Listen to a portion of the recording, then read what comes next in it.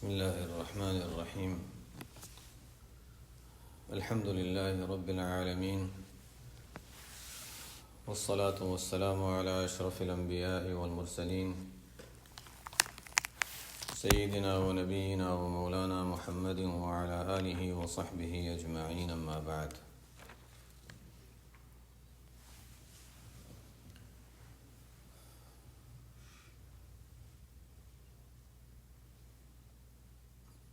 باتیں تو مختلف ہیں، لیکن سب سے پہلے اس حدیث مبارک کا تذکرہ کر لیتے ہیں جو نبی کریم صلی اللہ علیہ وسلم سے منقول ہے۔ رمضان شروع ہونے سے پہلے آپ صلی اللہ علیہ وسلم نے وہ حدیث بیان فرمائی تھی۔ جن لوگوں سے میں بات کر رہا ہوں یہاں جو موجود ہیں، اور بات کہیں دور بھی پہنچ رہی ہے، بعض وہ بھی ہوں گے جن کا روزہ ہے، اور شاید اکثریت ان لوگوں کی ہوگی جن کا روزہ نہیں ہے۔ بہرحال ایک سنت پر عمل ہو جائے گا کہ آپ صلی اللہ علیہ وسلم نے رمضان سے پہلے، یا چلو رمضان کے شروع میں، ابتدا میں آپ صلی اللہ علیہ وسلم نے جس حدیث کا تذکرہ فرمایا تھا، ہم اس کا مذاکرہ کر لیتے ہیں۔ حدیث سلمان فارسی رضی اللہ تعالیٰ عنہ فرماتے ہیں، خطبنا رسول اللہ صلی اللہ علیہ وسلم فی آخر یوم من شعبان۔ سلمان فارسی رضی اللہ تعالیٰ عنہ فرماتے ہیں کہ آپ صلی اللہ علیہ وسلم نے شعبان کے آخری دن، ہو سکتا ہے بالکل آخری دن ہو، اس سے ایک دن پہلے ہو، یعنی اخیر کے ایام میں خطبہ دیا۔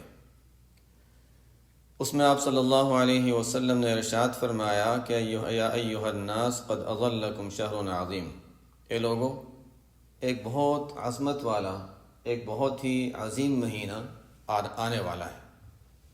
شہر مبارک، قد اظلکم شہر عظیم مبارک، ایک عظمت والا، ایک عظیم مہینہ، ایک مبارک مہینہ آنے والا ہے، یعنی شروع ہونے کے بالکل قریب ہے، جیسے آج ہمارے لحاظ سے بالکل شروع ہونے کے قریب ہے۔ فرمایا کہ شہر فیہ لیلۃ خیر من الف شہر، ایک ایسا مہینہ ہے جس کی ایک رات ایسی ہے جو 1000 مہینوں سے بہتر ہے۔ اور اس کی تفصیلات ہم پڑھتے رہیں، سنتے رہیں کہ رمضان میں کسی وقت بھی وہ رات ہو سکتی ہے، لیکن زیادہ احتمال یہ ہے کہ اخیری عشرے میں ہوگی، اور اس میں بھی زیادہ احتمال یہ ہے کہ اس اخیری عشرے کی طاق راتوں میں ہوگی، اور ان میں بھی زیادہ تر ایسا ہوتا ہے کہ 27ویں کو ہوتی ہے، لیکن بدل سکتی ہے، کبھی 27 کو ہو گئی، کبھی 23 کو ہو گئی، کبھی 21 کو ہو گئی، اور روایتوں میں سب باتیں مل جاتی ہیں۔ بہرحال رمضان کے مہینے میں ایک رات ضرور ہے۔ آپ صلی اللہ علیہ وسلم نے بھی اعتکاف فرمایا تھا، تو پہلے 10 دن کا اعتکاف فرمایا، دوسرے 10 دن کا اعتکاف فرمایا۔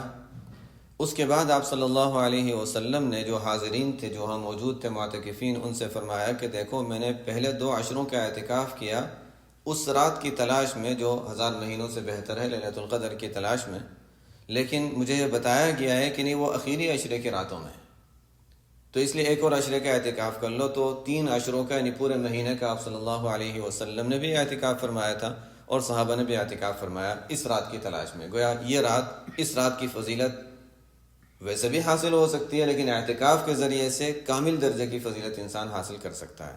ایک تو یہ ہے کہ دن میں اعتکاف ہے تو عبادات سے انسان جڑا ہوا ہے، پھر رات جیسے ہی شروع ہوگی تو اعتکاف کی حالت میں رات شروع ہوگی تو اعتکاف کی فضیلت مستقل ہوگی، اور اس کے علاوہ جو اعمال سے، جن اعمال سے جڑا ہوا ہے وہ اعمال بھی جاری ہیں، تو ظاہر ہے ایک تسلسل جب قائم رہتا ہے عبادات کا تو اس میں زیادہ توجہ بھی رہتی ہے، زیادہ دھیان رہتا ہے، اور خشوع بھی زیادہ رہتا ہے۔ تو اس لحاظ سے گویا اعتکاف بہترین ذریعہ ہے اس رات کی فضیلت حاصل کرنے کا۔ فرمایا کہ اس میں ایک رات ہے جو 1000 مہینوں سے بہتر ہے۔ آگے فرمایا جعل اللہ صیامہ فریضہ، اس مہینے کے روزے اللہ تعالیٰ نے فرض قرار دیے۔ وقیام لیلہ تطوعا، رات کے جو قیام ہے اس کو فرض قرار نہیں دیا۔ عام طور پر قیام رمضان، قیام شہر رمضان وغیرہ کے الفاظ جب احادیث میں آتے ہیں تو اس سے مراد تراویح ہوتی ہے، تو تراویح کو فرض قرار نہیں دیا گیا ہے۔ تطوع کے معنی فرض کے علاوہ اب نفل بھی ہو سکتے ہیں، سنت مؤکدہ بھی ہو سکتا ہے، سنت بھی ہو سکتا ہے، غیر فرض اس میں آ جاتا ہے۔ بہرحال تراویح فرض نہیں ہے. من تقرب فیہ بخصلۃ، آگے فرمایا کہ جو شخص اللہ کا قرب حاصل کرے، عبادت وغیرہ کرے اس مہینے میں، کوئی نیک عمل کر کے، کوئی بھی نیک عمل کر کے، صدقہ ہو، اچھی بات کہنا ہو، کہ اچھی کسی بات پر عمل کرنا ہو، نفل نماز ہو، تسبیح ہو، درود شریف ہو، کوئی بھی. من تقرب فیہ بخصلۃ کان کمن ادى فریضۃ فیما سواہ، تو ایسا ہے کہ غیر رمضان میں کوئی بھی نیک عمل غیر رمضان میں فرض کے برابر اس کی فضیلت ہے. فرض کی فضیلت نفل کے مقابلے میں تو ظاہر ہے کہ فرض کی فضیلت بہت زیادہ ہے، نفل کی فضیلت اس کے مقابلے میں کم ہے. تو رمضان میں کوئی بھی نفل عمل غیر رمضان میں فرض کے برابر ہے. ومن ادى فریضۃ فیہ، اور جو شخص رمضان میں فرض عبادت ادا کرتا ہے، کان کمن ادى 70 فریضۃ فیما سواہ، تو غیر رمضان میں 70 فرائض کے برابر ہے. رمضان میں ایک فرض عبادت ادا کرنا غیر رمضان میں 70 کے برابر. یہی ہے جو ہم لوگوں میں مشہور ہے کہ رمضان میں ہر عبادت کی فضیلت جو ہے اور اجر جو ہے وہ 70 گنا بڑھ جاتا ہے، اس روایت کی بنیاد پر ہے. اور یہی وجہ ہے کہ رمضان میں ہمیشہ سے ہم دیکھتے ہیں آپ صلی اللہ علیہ وسلم کا معمول، صحابہ کا معمول، اور ہر دور میں ہمارے اکابر مشائخ قریب کے ہوں یا اوپر تک، تمام کا معمول ہمیشہ رہے گا کہ رمضان المبارک میں عبادات کی، یعنی ان کی اہمیت اور عبادات کا ذوق اور یعنی اس کا اہتمام بڑھ جاتا ہے ہمیشہ. وجہ کیا ہے؟ اس لیے کہ فضیلت بڑھ جاتی ہے. اس مہینے میں اللہ تعالیٰ کی خصوصی رحمتوں کا نزول ہے اور کئی گنا فضیلت اس میں بڑھ جاتی ہے. تو جو شخص اس میں ایک فرض ادا کرتا ہے غیر رمضان میں 70 فرائض کے برابر ہے. وہ شہر الصبر، یہ صبر کا مہینہ ہے، یہ صبر کا مہینہ ہے. والصبر ثوابہ الجنہ، اور صبر کا انعام اور ثواب اور بدلہ جنت ہے. صبر کی ابتدا تو شروع ہی سے ہو جاتی ہے. چاند کا انتظار کرتے ہیں، وہ بھی صبر ہے. لوگوں کو وہ بھی مشکل لگتا ہے کہ اچھا نہیں اب یہ کیلکولیشن پہ چلے جائیں، وہ آسان ہے. ٹھیک ہے، جو میں کسی کی تنقید مقصد نہیں ہے کہ کوئی غلط یا کوئی صحیح، ہم حق اور باطل کی جنگ نہیں کر رہے، لیکن یہ ہے کہ بس اس بنیاد پر کہ مشکل ہو رہا ہے تو آسان کر لو، مشکل ہو رہا ہے تو آسان کر لو، یہ بنیاد جو ہے وہ صحیح نہیں ہے. شہر الصبر، یہ صبر کا مہینہ ہے. اگر کسی عبادت میں کوئی مشقت پیش آ جاتی ہے تو ٹھیک ہے، مشقت تو عبادت کا ایک حصہ ہے، اور شروع میں ایک چیز مشقت ہوتی ہے، اس کو انسان دوسرے رخ سے دیکھے تو وہی چیز انسان کے لیے راحت کا ذریعہ بن جاتی ہے.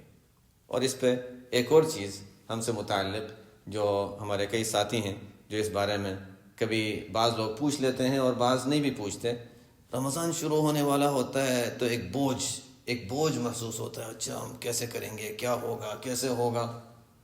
اور یہ بھی ایک چیز ہے، بات صحیح ہے کہ اس لیے کہ ایک عظیم چیز اللہ تعالیٰ دے رہے ہیں تو اس کی ہم قدر کیسے کریں گے. لیکن انسان سوچ میں اتنا پریشان ہو جاتا ہے کہ کر نہیں سکتا پھر. تو یہ بھی ایک ضرورت ہے کہ ہم اپنے آپ کو خوش رکھیں اس چیز کے لیے کہ نہیں، اللہ تعالیٰ کی طرف سے رحمتوں کا اور برکتوں کا ایک موقع ہے. انسان جتنا اس سے فائدہ اٹھا سکتا ہے اٹھا لے. اور کوئی مشقت پیش آتی ہے کھانے کی وجہ سے، جن کو چائے کی یا کسی چیز کی عادت ہے اس کی وجہ سے، بھوک پیاس ہے یا اور کوئی وجہ ہے، تراویح میں طویل قیام ہے، رات میں اگر نوافل کا اہتمام ہے اور اس میں طویل قیام ہے اور مشقت پیش ہے، یہ تو صبر کا مہینہ ہے. جتنا صبر ہوگا اس کے لحاظ سے وہ صبر و ثوابہ الجنہ، جس درجے کا صبر اس درجے کی جنت. جنت کے بھی درجات ہیں، صبر کے بھی درجات ہیں. تو جیسا انسان صبر سے گزرے گا اس کے لحاظ سے جنت کے درجات بھی حاصل کرے گا. وہ شہر الصبر والصبر و ثوابہ الجنہ. بہرحال وہ ایک جو بات تھی کہ اس طرح کے عبادت کے مواقع پر کبھی کبھی شیطان اس طریقے سے بھی انسان کو روک دیتا ہے کہ نہیں تو پتہ نہیں میں کیسے کروں گا. ہمارے مشائخ نے بہت آسان طریقہ بتا دیا. فضولیات سے اپنے آپ کو بچا کر رکھو، کوشش کرو کوئی وقت ضائع نہ ہو. بس وقت ضائع نہیں کرنا ہے. انسان ہر چیز میں یہ سوچے نہیں مجھے وقت ضائع نہیں کرنا ہے، جو میں کام کر رہا ہوں وہ صحیح کر رہا ہوں، غلط کر رہا ہوں، بس صحیح کام ہے، اچھا کام ہے، کرتے رہو. اب اتنا زیادہ کرنا تھا اور نہیں ہو سکا، اچھا پھر پریشانی ہو رہی ہے. وہ پریشانی ہوتی ہے جب انسان ایک بہت زیادہ اپنے ذمہ مقرر کرتا ہے اور نہیں کر سکتا. انسان یہ سوچے کہ اچھا مجھے یہ کام کرنا ہے اور اس کام میں لگے رہنا ہے. اب پورا ہوتا ہے تب بھی ٹھیک ہے، نہیں ہوتا تب بھی ٹھیک ہے، وقت تو میں نے اس کام میں استعمال کر لیا. اب مثلا 3 گھنٹے تھے، 3 گھنٹے میں انسان سوچتا ہے مجھے اتنے پارے پڑھنے ہیں، 3 گھنٹے تک پڑھے لیکن وہ پارے پورے نہیں ہوئے، پریشانی کی کوئی بات نہیں، 3 گھنٹے عبادت میں گزر گئے، تلاوت میں گزر گئے، کافی ہے الحمدللہ۔ اس پر اللہ تعالیٰ کا شکر ادا کرنے کی ضرورت ہے۔ اور ضمناً ایک اور بات جو علیحدہ سے کرنی تھی، اب حدیث کے ضمن میں آ رہی ہے تو اسی ضمن میں کر دیتا ہوں کہ ہمیں روزانہ کی ترتیب میں ایک معمول مقرر کرنا چاہیے۔ ہمارے حضرت مفتی تقی عثمانی صاحب مدثر اللہ کا معمول انہوں نے بیان فرمایا کہ میں روزانہ 2 رکعت نفل میں 5 نیتیں کرتا ہوں، 2 رکعت نفل میں 5 نیتیں کرتا ہوں۔ یہ ہمارے لیے ایک سبق ہے۔ ایک تو یہ ہے کہ دن بھر میں مختلف ضرورتیں ہوتی ہیں، کام ہوتے ہیں، تو اس میں 2 رکعت نفل میں صلاۃ الحاجت کی نیت کر لیتا ہوں کہ یا اللہ میرے دن کے جتنے بھی مشاغل ہیں، جو بھی ضروریات ہیں، ان تمام میں میری مدد فرمانا حاجت کی نیت سے۔ دوسری نیت ہوتی ہے کہ شکر کی، کہ یا اللہ تو نے جتنی نعمتیں دی ہیں، دینی نعمتیں ہیں، دنیاوی نعمتیں ہیں، طرح طرح کی نعمتیں ہیں، عبادت کا موقع دیا ہے، اسلام کی دولت دی ہے، اور اس کے علاوہ جو ظاہری نعمتیں عطا فرمائی ہیں، بے شمار نعمتیں ہیں۔ جب ہم مشکلات والوں کو دیکھتے ہیں یا جو لوگ دین سے دور ہیں ان کو دیکھتے ہیں تو اللہ تعالیٰ کی نعمتوں کا، جس کو کہتے ہیں کہ تعرف الاشیاء بازدادها، کہ انسان جب دوسری جانب دیکھتا ہے تو قدر ہوتی ہے کہ اچھا کیا اللہ تعالیٰ نے ہمیں دے رکھا ہے۔ تو جو دینی دنیاوی نعمتیں دی ہیں اس کے شکرانے کی نیت سے۔ تو ایک ہو گیا صلاۃ الحاجت، ایک ہو گیا شکرانے کی نیت۔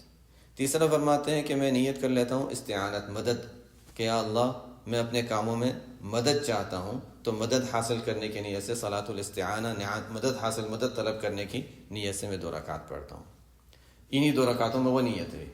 اس کے علاوہ فرماتے ہیں کہ میں چونکہ مختلف کام آتے ہیں اور اس ہر موقع پر انسان کو وقت تو نہیں ملتا کہ اللہ تعالیٰ سے استخارہ کی دعا بھی پڑھیں اور 2 رکعت بھی پڑھیں، تو کسی نے مسئلہ پوچھ لیا، کسی نے کوئی بات کر لی، کسی نے کوئی مشورہ کیا، کوئی کام کرنا ہے اپنے طور سے، تو استخارے کی بھی نیت اس میں کر لیتا ہوں، استخارے کی بھی نیت کر لیتا ہوں۔ اور اس کے علاوہ 5ویں نیت فرماتے ہیں توبہ، کہ جو مجھ سے کوتاہیاں ہیں، جو میری کوتاہیاں ہوتی ہیں، غلطیاں ہوتی رہتی ہیں، تو ان تمام کوتاہیوں اور غلطیوں پر توبہ۔ 2 رکعت میں اتنی ساری نیتیں کر کے، یعنی فرماتے ہیں کہ اس سے میرے دن بھر کے مشاغل میں بہت برکت رہتی ہے اور خیر اور آسانی رہتی ہے۔ ہمارے لیے ایک سبق ہے۔ مختلف نیتیں یاد نہ بھی رہیں تو کم از کم 2 چیزیں تو کم از کم ہیں، حاجت اور شکرانہ، کم از کم درجے میں۔ یہی ہے کہ مشکل پیش آ رہی ہے، 2 رکعت ہم پڑھ لیں، اور اب تو رمضان کا مہینہ ہے تو صبح بھی انسان اشراق پڑھ لیتا ہے یا چاشت پڑھ لیتا ہے، کوئی بھی نفل پڑھ لیتا ہے۔ نفل نماز میں جو نماز ہے ہی پہلے سے ہی متعین ہے کہ اشراق ہے یا چاشت ہے، اس کے ساتھ ساتھ انسان اس میں یہ بھی نیت کر لے۔ اب مثلا وضو کر کے آیا، مسجد میں آیا، تحیۃ الوضو بھی ہو گئی، تحیۃ المسجد بھی ہو گئی، اور اشراق یا چاشت کی نیت بھی ہو گئی، اور ساتھ ساتھ پھر یہ شکرانہ کہ یا اللہ تو نے جو نعمتیں دی ہیں اس کے شکرانہ ہے، اور میں جو آگے جو کچھ مجھے کام کرنا ہے، جو جس مقصد کے لیے میں آیا ہوں، جو مقصد میرا ہے اس میں مجھے کامیابی ہو جائے، تو اس کے لیے صلاۃ الحاجت۔ یہ کم از کم حاجت اور شکرانہ 2 نیتیں کسی بھی نفل کے ساتھ شامل کر لیں، باقی بھی نیتیں ہوں گی، یہ نیتیں بھی شامل کر لیں۔ اس سے ہمارے جو اللہ تعالیٰ نے نعمت دے رکھی ہے، لئن شکرتم لازیدنکم، اس میں اضافہ ہوگا، اور جہاں پر جو نعمت نہیں ملی اور ہم چاہتے ہیں تو حاجت والی نیت کے ذریعے سے وہ حاجتیں ہماری پوری ہوتی رہیں گی، مزید اضافہ ہوگا۔ تو اس لیے یہ بنیادی چیزیں ہیں کہ اس طریقے سے انسان اپنے اعمال میں قوت پیدا کر سکتا ہے۔ والصبر ثوابہ الجنہ، آگے فرمایا وشہر المواسات، لوگوں کے ساتھ خیر خواہی، ہمدردی، لوگوں کی تکلیف میں ان کا ساتھ دینا، کسی کی کوئی پریشانی ہو گئی، اچھا اس کی بات سن لی، اس کو کوئی اچھا مشورہ دے دیا، اس کی کوئی مدد ہو سکتی ہے مدد کر لیں، مواسات، شہر المواسات۔ آگے فرمایا وشہر یزاد فیہ رزق المؤمن، ایسا مہینہ ہے جس میں مؤمن کا رزق بڑھا دیا جاتا ہے، مؤمن کا رزق بڑھا دیا جاتا ہے۔ یہ تو عام نظر آتا ہے، ہر جگہ رزق میں برکت نظر آتی ہے، اضافہ ہی ہوتا ہے، حالانکہ ہے روزے کا مہینہ لیکن کھانوں میں اضافہ ہو جاتا ہے کہ دن بھر روزہ ہے تو اچھا رات میں کھانوں میں اضافہ ہو گیا، لیکن پھر بھی اس کا مطلب یہ نہیں ہے کہ ہم اپنے کھانے کی مقدار بڑھا لیں۔ رزق میں اضافہ ہے، مختلف چیزیں اللہ تعالیٰ کی طرف سے ملتی ہیں، انعامات ہیں، لیکن پھر بھی کھانے میں انسان اس قدر خیال رکھے کہ صحت میں کمزوری نہ آئے، تو اتنا زیادہ کم بھی نہ کھائے اور اتنا زیادہ بھی نہ ہو کہ زیادہ کھانے کی وجہ سے سستی غالب ہونے لگے۔ اپنی صحت کا خیال رکھتے ہوئے انسان کھانے کی مقدار مقرر کر لیں۔ آگے فرمایا من فطر فیہ صائما کان مغفرۃ لذنوبہ وعتق رقبتہ من النار، جو شخص اس مہینے میں کسی روزے دار کا روزہ افطار کرائے، روزے دار کا روزہ افطار کرائے، افطار کرانے سے مراد بس کھجور بھی۔ ہمارے یہاں جب ہم پڑھتے تھے طالب علمی کے دور میں تو وہاں کبھی کبھی روزے رکھا کرتے تھے، سال کے دوران روزے ہوتے تھے۔ کوئی روزے کا دن آ گیا، خاص خاص نفل کے روزے ہوتے ہیں جو عاشورہ کا ہے، اس طرح کے کوئی روزہ ہو جاتا تھا۔ تو مجھے پہلے تو عجیب لگا، لیکن بعد میں سمجھ آیا کہ واقعی بات صحیح ہے کہ کھجوریں ملتی تھی مدرسے کی طرف سے، ہمارا تو کچھ نہیں ہے۔ اب مثلا میرا ساتھی ہے جو سامنے ہے، اس کے پاس اپنی کھجور ہے، تو مجھے کہتا ہے دیکھو میری کھجور تم لے لو، اپنی کھجور مجھے دے دو۔ واقعتاً بات سمجھ میں آتی ہے، انسان تھوڑے سے عمل سے ایک فضیلت حاصل کر رہا ہے کہ اس نے جو کھجور لی وہ تو اس کی ہو گئی، اب وہ کھا رہا ہے، اب وہ مجھے دے رہا ہے تو اس کی کھجور سے میں افطار کر رہا ہوں، میری کھجور سے وہ افطار کر رہا ہے، اس طریقے سے میں اس کا روزہ افطار کرا رہا ہوں، وہ مجھے میں اس کا، اور یعنی وہ مجھے افطار کرا رہا ہے، میں اس کا افطار کرا رہا ہوں۔ ایک نیت کے ذریعے سے، چھوٹے سے عمل کے ذریعے سے ایک فضیلت حاصل کر لیتا ہے انسان۔ اب وہ طالب علمی کی بات ہے، لیکن بہرحال یعنی یہ ایک چیز ہے کہ افطار کے انتظام کر دینا یہ بھی ایک بڑی فضیلت کی چیز ہے۔ تو اس کی فضیلت کیا ہے؟ کان مغفرۃ للذنوب، ایک تو گناہوں کی بخشش، اور دوسرا دوزخ سے آزادی کا فیصلہ اس کے لیے ہو جاتا ہے۔ وَكَانَ لَهُ مِثْلَ أَجْرِهِ، تیسری فضیلت ایک تو ہے کہ گناہوں کی معافی، دوسرا یہ کہ اس کی گردن دوزخ سے آزاد کر دی جاتی ہے، اور تیسری فضیلت جو بیان کی گئی کہ جو روزے دار ہے اس روزے دار کے روزے کا اجر بھی روزہ افطار کرانے والے کو مل جاتا ہے۔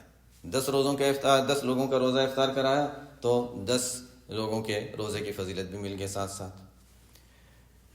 من غیر ان ينقص من اجرہ شیء، یعنی دوسرے کے روزے کی فضیلت مجھے مل رہی ہے تو اس کے روزے میں کوئی کمی نہیں ہے، اس کو پورا مل رہا ہے، اور مجھے بھی افطار کرانے کی وجہ سے اپنے روزہ بھی اور دوسرے کے روزے کی فضیلت بھی مل رہی ہے۔ یہ اللہ تعالیٰ کا عجیب انعام ہے، ایک ہی چیز اس کے ثواب کئی لوگوں کو ملتا ہے اور پورا ملتا ہے، اور سب کو، کسی کے اجر میں کمی نہیں آتی۔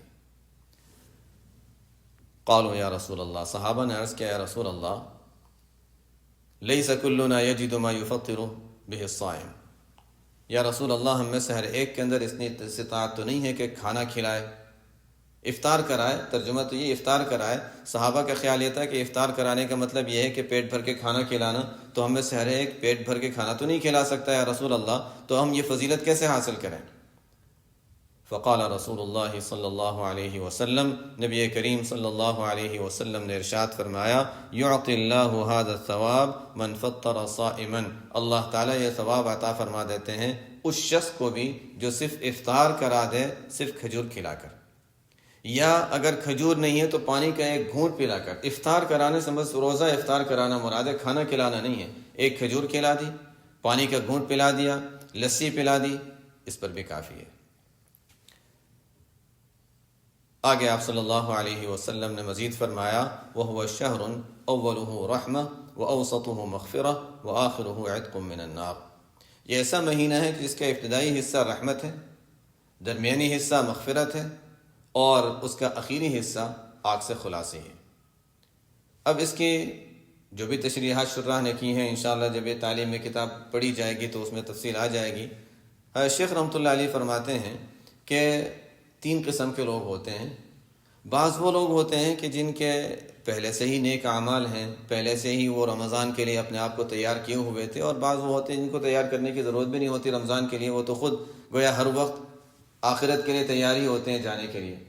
تو ان کے لیے رمضان غیر رمضان، ہمارے اکابر کے حالات ہم جب پڑھتے ہیں، اکابر کے رمضان میں کوئی فرق نہیں آتا تھا کوئی خاص۔ بعض اکابر ایسے تھے، تھانوی رحمۃ اللہ علیہ، سہارنپوری رحمۃ اللہ علیہ، جو معمول غیر رمضان میں تقریباً وہی معمول رمضان میں، تراویح اور تلاوت کا اہتمام تھوڑا بڑھ جاتا تھا، باقی وہی ترتیب۔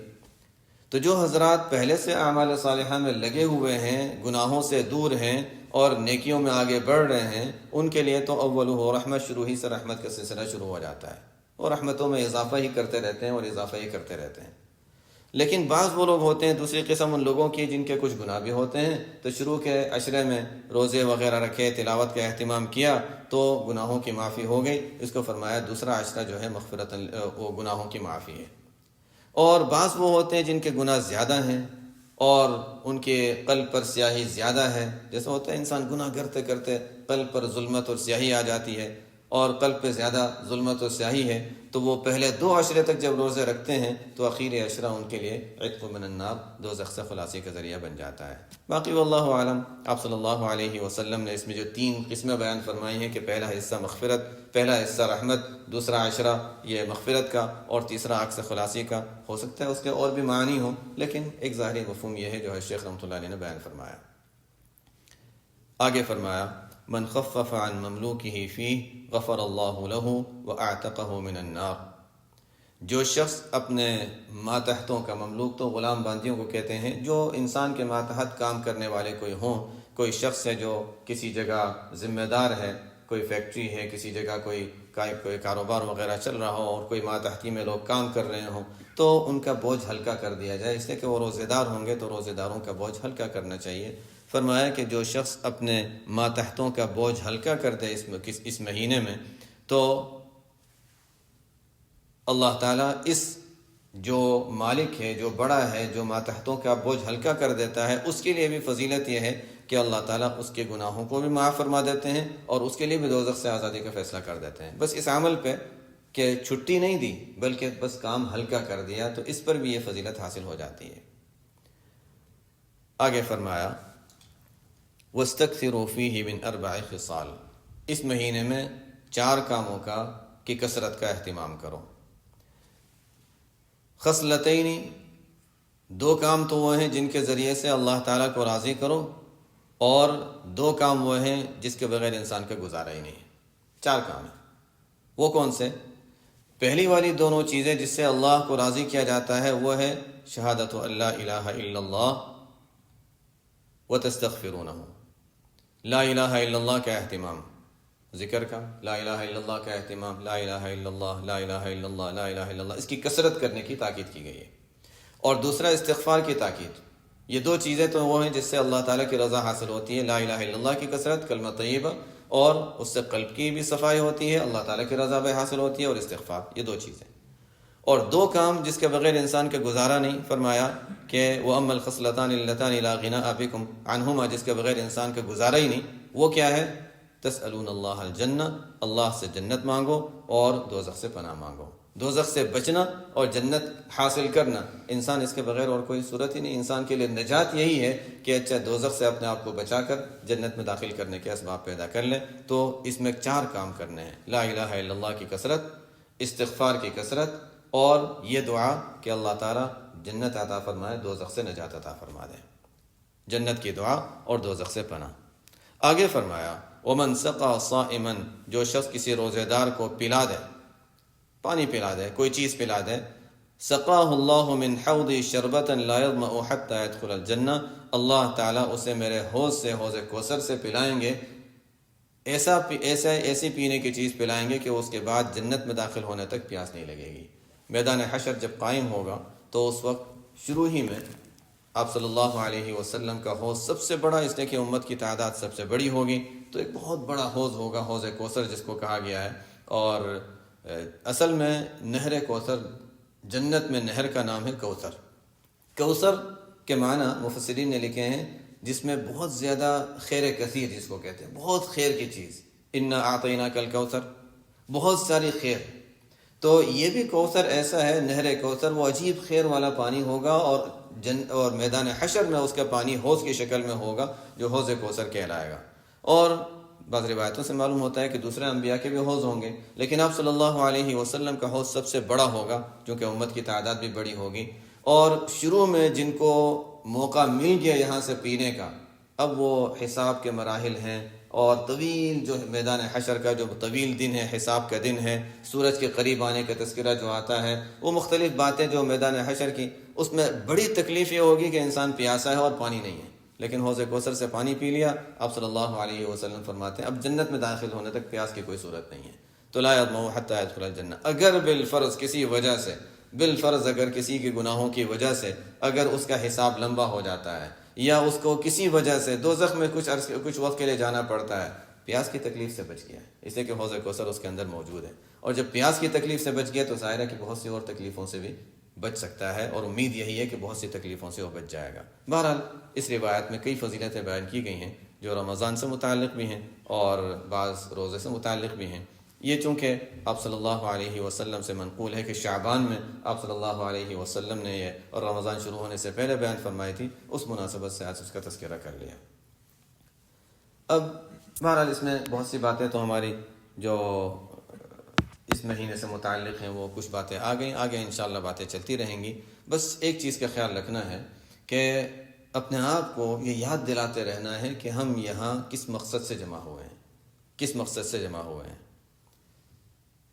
اب سے کچھ سال پہلے کو یاد کرتے ہیں تو ظاہر ہر ایک کی دل کی بات ہے کہ وہ ایک عجیب ہی منظر ہوتا تھا، ایک عجیب ہی اس کا ایک راحت اور مزہ تھا کہ ظاہر بڑوں کے سائے میں جب ہوتے ہیں تو بات الگ ہوتی ہے کہ ایسا محسوس ہوتا ہے کہ بس ٹھیک ہے، ہم جیسے کسی نے ہمارے سر پر ہاتھ رکھا ہوا ہے اور ہم بس ساتھ ساتھ چل رہے ہیں۔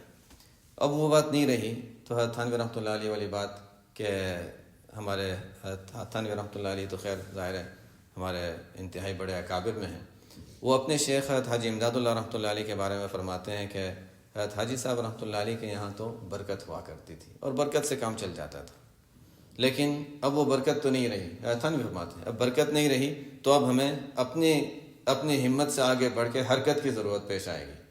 تو خیر وہ تو حضرت تھانوی کی بات ہے، وہاں تو واقعی برکتیں ہوا کرتی تھیں۔ اب ہمیں مل کر بہرحال اپنے اعمال، اپنی محنتیں، اپنی کوششیں کرنی ہیں۔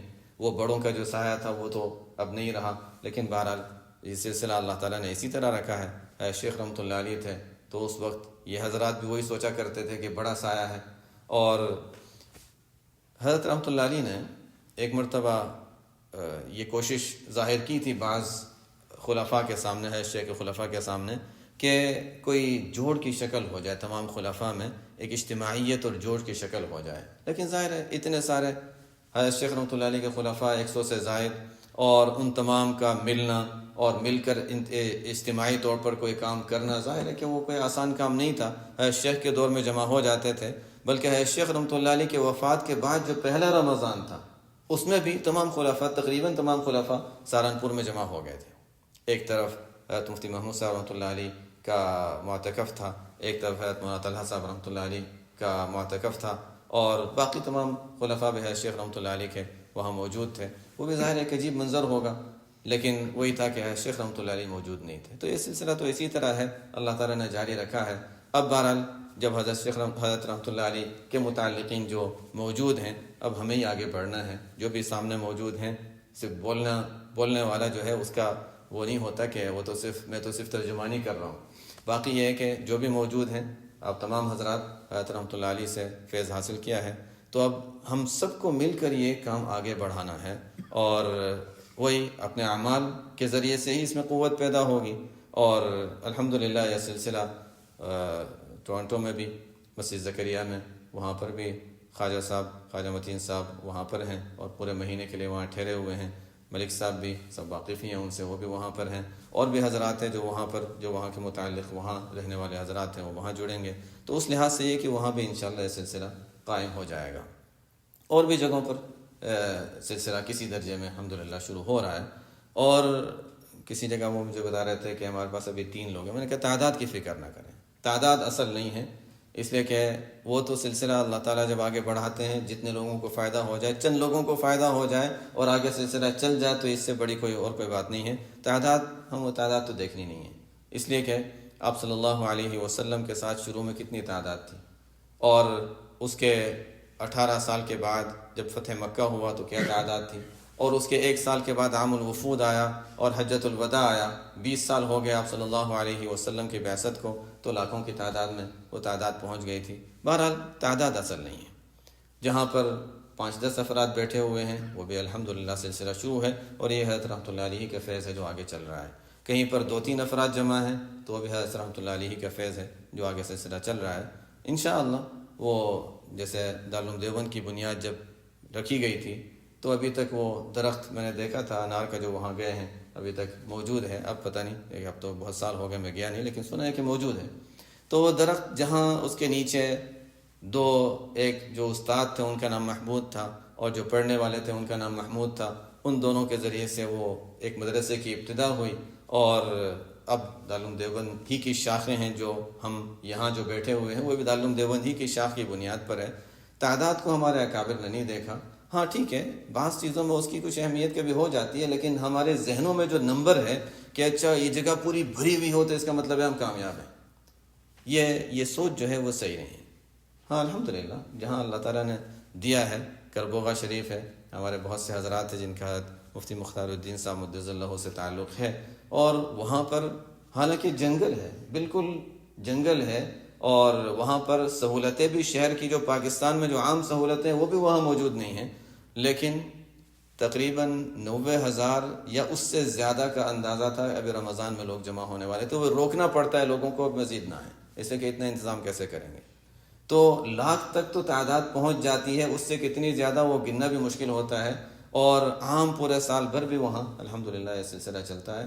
تو جہاں اللہ تعالیٰ دے دیں اور واقعتاً لوگوں کو اس سے فائدہ ہو وہ من جانب اللہ ہے، ظاہر ہے اس کا مطلب ہے کہ نمبر کے کوئی اعتبار نہیں، لیکن ہم نمبروں ہی میں گم ہو جاتے ہیں، یہ چیز بھی ہماری سوچ کے لحاظ سے صحیح نہیں ہے۔ اپنے کام میں لگے رہیں، اللہ تعالیٰ ہمیں اس کام میں لگا دیں اور ہم فائدہ اٹھاتے رہیں، بس یہی بڑی چیز ہے۔ بہرحال دعاؤں کا بھی اہتمام کی ضرورت ہے، اعمال کے اہتمام کی ضرورت ہے، تاکہ یہ سلسلہ قوت کے ساتھ جاری رہے، اور جو باقی حضرات آگے آتے رہیں گے وہ بھی ان کے لیے بھی فائدہ مند ہو اور ہمارے لیے بھی فائدہ مند ہو۔